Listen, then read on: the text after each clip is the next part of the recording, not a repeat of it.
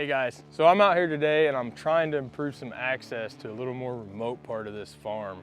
And it got me really thinking about a good tech tip, and that is thinking ahead on how you plan on accessing your tree stand or your ground blind this fall. What I'm doing today, I have a trail here that is coming basically south to north, or north to south, however you want to look at that, but coming in from south to north for me. And traditionally, that's been the only route into this place. So what that does is kind of limits me on how I can get in and out of here to a tree stand or to a ground blind on this ridge, depending on what the wind's doing. I never like to walk into an area with the wind at the back of my head. All that's doing is pushing your wind straight into where you plan on hunting and basically blowing anything out of there before you ever even get there. Now, where I'm going with this, obviously some situations are a little different and you don't have the option to have alternate routes, but by planning ahead and having alternate routes in and out of your hunting area, it can open up that area to more options when it comes time to hunt, depending on what the wind is doing. Like I said, traditionally, the only way in is behind the camera here going south to north. What I'm doing today is I'm actually gonna cut a loop in, and it's gonna bring a trail coming in from north to south. Last year was the first year I actually hunted this ridge, and it's loaded with rut activity. There's scrapes, there's rubs. You know, a lot of bucks was cruising this ridge, you know, come late October, early November. And more often than not, I wasn't able to hunt this stand because I had some kind of south wind blowing towards the north, whether it was east, west, whatever. It was blowing straight to here, and it was, I mean, I could have hunted it, but it wouldn't have been ideal. So it's taken me maybe half hour so far, and I still got a little more time to go, but I've started cutting an alternate route into this place, and it's gonna give me the option now of coming in anytime I have a south to north wind or southeast to north, whatever, I can now come in from the north. And so any deer that may be in between me and where I would traditionally come from are not gonna be blown out of here. The second thing that these routes are giving me is the ability to come in and out quietly.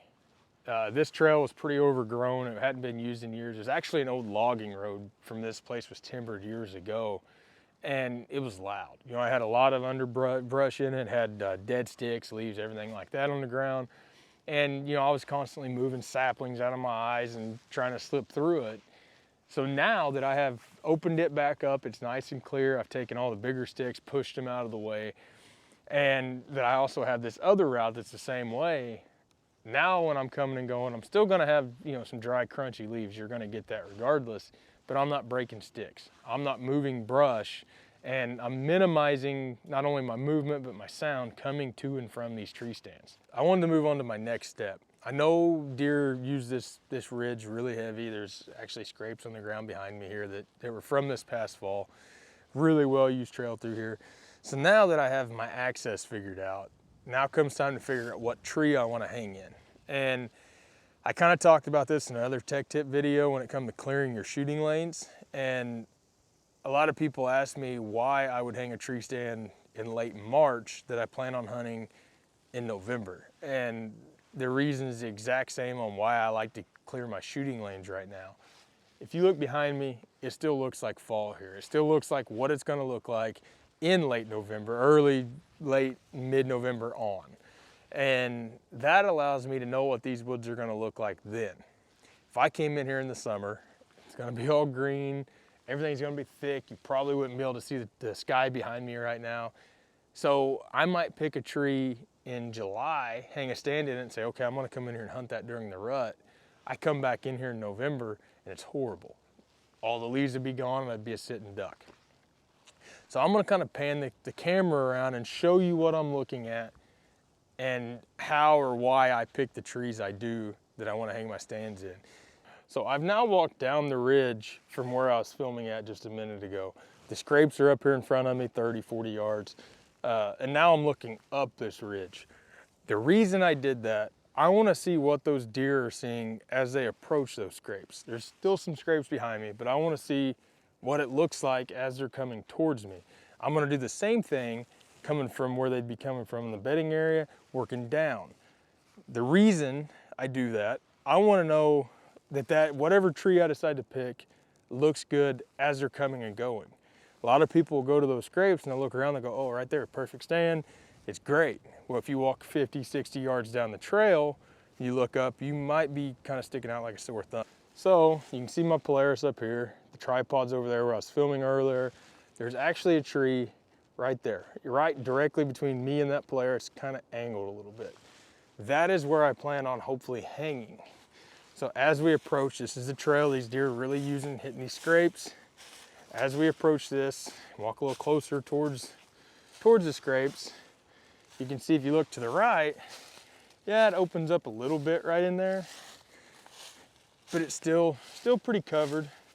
Now, once I get into here, I wouldn't have picked that stand if I only stood at these scrapes and I looked around. That tree looks really wide open. But if a deer is standing right here, 5 yards from those scrapes, he is 20, 22 yards from that tree, that's already a dead deer. This stand set, I actually plan on hanging two stands in. I do plan on filming this. So not only am I looking for good cover, I'm actually looking for cover for 2 stands that are actually gonna set. So if I can show it, it kind of looks dumb, but they're actually gonna set kind of angled from each other. So I wanna know that 2 people can be in that tree, they're gonna be covered, they're not gonna bust us. And I also wanna hang off of this trail about 20 yards. Some guys like to set up right on trails. They might sit 5 yards from it. I like to hang back a little. It opens up my shooting range just a little bit. You know, it might push out my distances to more like 25 to 40 yards instead of 5 to 20. But it also helps me stay a little more concealed, a little less chance of getting busted that way, I guess. Okay, so now I'm on the other side of this tree, and it confirms I want to hang there. And basically what I'm getting at, always look at multiple angles of where you plan on hanging. Yeah, a lot of us get caught in that rut and they say, okay, right here's where I want to shoot this deer. There's a scrape right here, there's gonna be a buck hitting it. But they don't look at what that deer sees coming to or from that tree from different directions. That tree looks horrible when you stand there at those scrapes and look at it. It's that tree right there. I've got a really good backdrop right there. You know, there's still some leaves hanging out on the side over here. There's a lot of sticks. I'm gonna be right about there, and that lets me blend in. I'm not too high, so I'm getting up in this really open sky. I'm not too low. I'm gonna be blending in pretty good right there. As I come down this trail towards it,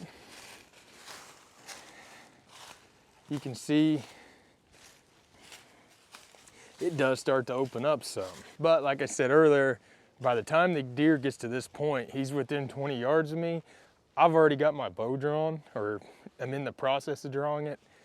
At that point, I don't care if I'm a little open right here.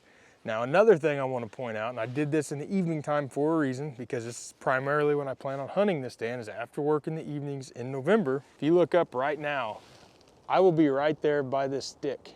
Look at where that sun's at. It's 5 o'clock in the evening right now. That sun's going to be primarily in that same spot. As it goes down, it's actually going to get right behind me. A lot of people don't take that into consideration. But if a deer looks up and he's blinded by the sun, the chances of him seeing you are considerably less than if you have that sun in your face and it's making you glow. So I plan on hunting this stand in the evenings. I picked that tree for a reason. Just kind of wanted to show you guys why I picked it. Here in the next week or so, I'll probably get a stand put up in this tree and I'll get a video of that as well. But that's kind of why I pick what I do. It's how I pick what I do. You know, maybe it doesn't work for everybody, it works for me, and then, like always, you can take it with a grain of salt. We're just out here trying to help people, trying to hopefully improve some people's success rate, and who knows, maybe it helps you, maybe it don't. Stay tuned, we'll have some more tips, and I'll try to get a video up whenever I put these stands in, show you how I do it, kind of how I turn them, why I turn them that way, and stay tuned, guys.